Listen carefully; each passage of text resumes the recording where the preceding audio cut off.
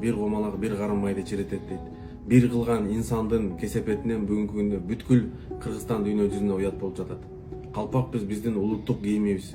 Калпак биздин улуттук баш кийимибиз. Бүгүнкү күндө ушу баш кийимибизди кийип алып, интернетте айбан кылбаган нерселерди биздин кыргыздын уулдары кылып жатканы бизди өкүндүрөт. Мейли калпакты Бакай атабыз, Манас атабыз кийген жөнүндө айтпай бери эле кетейик. Биздин падышабыз, президентибиз башка мамлекетке барганда делегациялардын бардыгы менен калпак кийип барышат. Биздин алымдарыбыз калпак кийишет.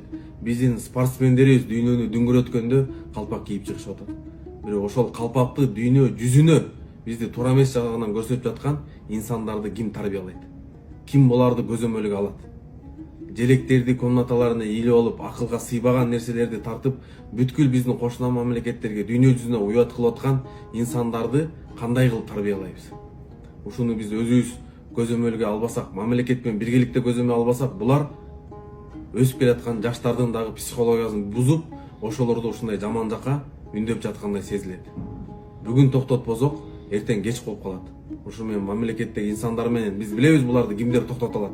Ошолор менен биргеликте ушул ишти бирге колго алып, бирге токтотпосок, бул өтө бүткүл дүйнө жүзүндө мамлекетибизди, калпагыбызды, желегибизди, маданиятыбызды бүткүл дүйнө жүзүнө уят кылып атат. Ошон үчүн буга кандайдыр бир реакция кылышыңарды баарыңарды суранабыз. Мынакей бардык ушу Москвада да диаспоралагылар менен, Кыргызстанда аксакалдар менен баардыгыбыз биригип, ушуларды бир тартипке салбасак, эртең кеч болуп калат.